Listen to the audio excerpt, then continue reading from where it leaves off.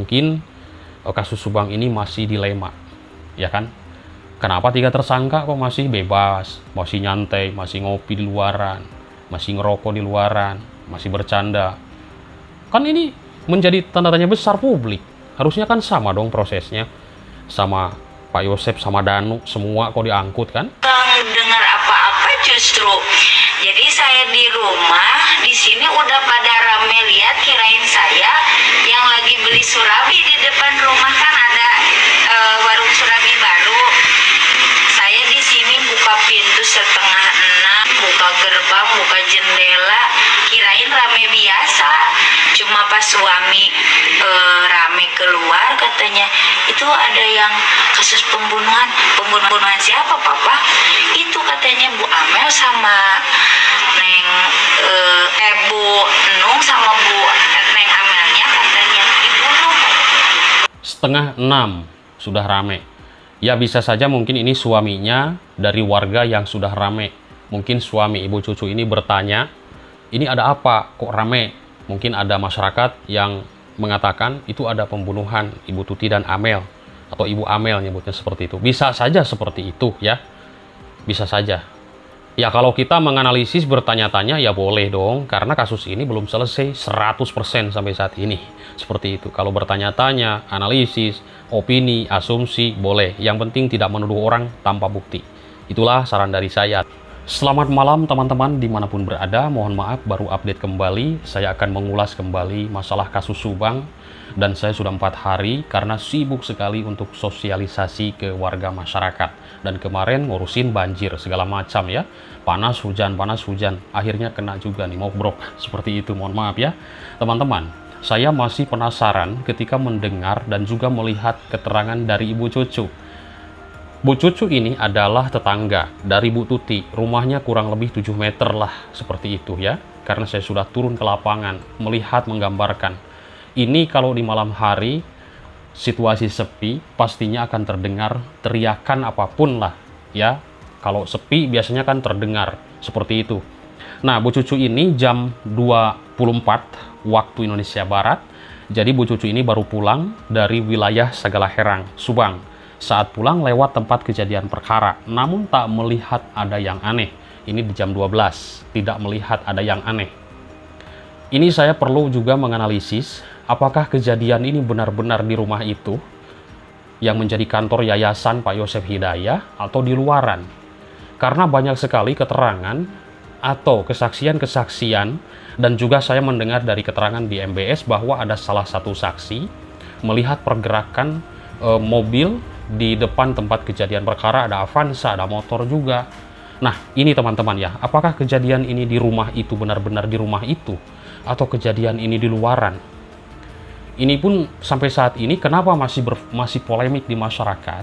Pertama, kasus ini banyak sekali kejanggalan. Yang kedua, sekarang proses yang 3 tersangka pun belum tahu kabarnya bagaimana, dan sudah 1 tahun lebih lamanya belum juga ditahan.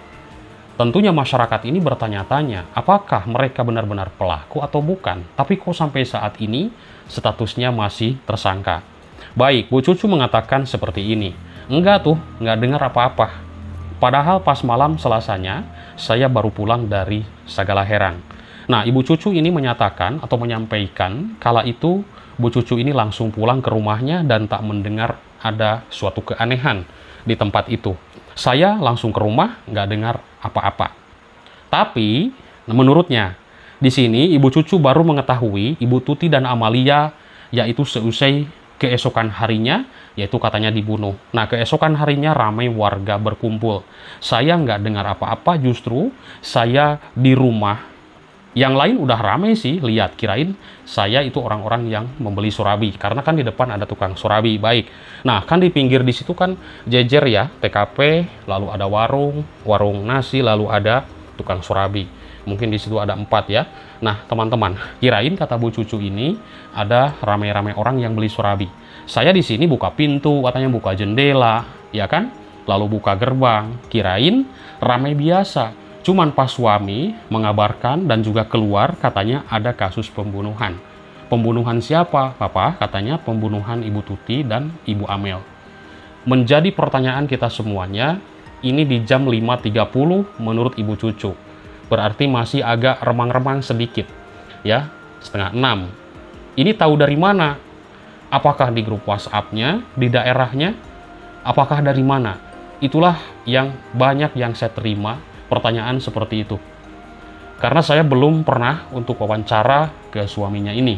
Tapi ketika saya melihat di tayangan-tayangan media, ini sudah diwawancara, Bu Cucu ini sudah jelas memberikan sebuah keterangan. Namun yang jadi pertanyaan, dari manakah tahu suaminya ini ketika setengah 6? Sudah tahu ada pembunuhan Ibu Amel dan Bu Tuti. Ini harus dicatat ya, di garis bawahi, dari mana tahu. Karena memang dulu saya mendengar waktu di podcastnya Kang Heri dan Pak Dedi, dan juga Bang Freddy, bahwa Kang Heri juga sudah mengetahui di grup WhatsApp itu memang ya belum siang-siang banget, setengah 6 sama ya. Nah ini tahu merebak dari mana? Disinilah timbul pertanyaan. Dulu sampai rame pembunuhan ini bukan di rumah itu, bukan di kantor yayasan atau rumah yang menjadi kantor yayasan milik Yosef Hidayah, tapi dibantai di luar, dibawalah ke sana. Banyak yang seperti itu, akhirnya alat bukti dan juga barang bukti sidik jari tidak ada di situ. Dan di situ ada sebuah analisa yang saya dengar bahwa bisa saja dibantai di luar, dibawa ke rumah itu, lalu disiram-siram air, sengaja untuk mengelabui. Wah, pokoknya berkecamuk. Masih dilema kasus Subang ini sampai saat ini. Kenapa Pak Yosef tidak mengakui sampai saat ini, tapi divonis 20 tahun penjara dengan kesaksian Angger dan juga kesaksian Danu dan juga ada titik noda. Nah, apakah kesaksian Angger ini bisa dipertanggungjawabkan? Saya nanya, bisa nggak dipertanggungjawabkan? Lalu kalau bisa, ada nggak buktinya? Oke, ini menjadi tanda tanya kita. Ada nggak bukti CCTV? Diputar nggak di persidangan? Kita melihat nggak? Lalu kenapa begitu yakin? Silahkan teman-teman berkomentar tentang masalah scientific crime investigation, karena ini adalah sebuah CCTV, ya kan, digital forensik. Tentunya ini harus ada, bukan hanya omon-omon. Ada tuh saya melihat Pak Yosef dan juga satu orang lagi secara mendetail. Ada nggak bukti CCTV-nya? Harus dong diputar, baru itu kuat. Ini saya masih penasaran dengan kesaksian Angger, saya belum yakin terus terang. Ya teman-teman, karena saya harus melihat CCTV di persidangan. Apakah teman-teman sudah melihat CCTV di persidangan? Ini kan yang memberatkan Pak Yosef, memang ada titik, ya, ada titik 5 titik darah. Tapi keterangan Anggernya ada nggak? Misalkan seperti itu ya. Ini yang menjadi penasaran saya juga, dan mungkin teman-teman pun ingin sekali melihat ya pergerakan di CCTV itu benar-benar Pak Yosef di jam 5.30. Ini hanya sebuah analisis saya selama ini dan kepenasaran saya selama ini. Yang pertama, dari mana suami Bu Cucu tahu ketika mengabarkan ke istrinya, yaitu Bu Cucu, ada pembunuhan Ibu Tuti dan Amalia. Lalu yang kedua, yang jadi penasaran saya, apakah pembantaian ini di luar atau di rumah Pak Yosef yang menjadi kantor yayasan?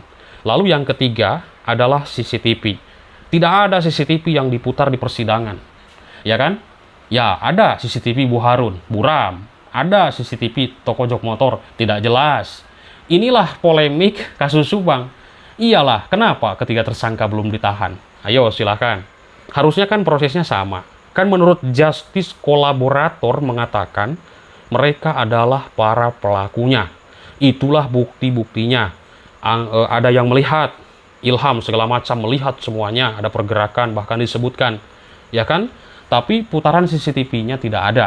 Kan harusnya biasanya kalau saya melihat di sebuah persidangan waktu di kasus Sambo, ada dong CCTV-nya diputar meskipun sudah diedit, tahu ahli IT ini, wah ini sudah dipotong, ini sudah diedit, ini jam sekian, ini di malam hari, ini di siang hari, ya kan?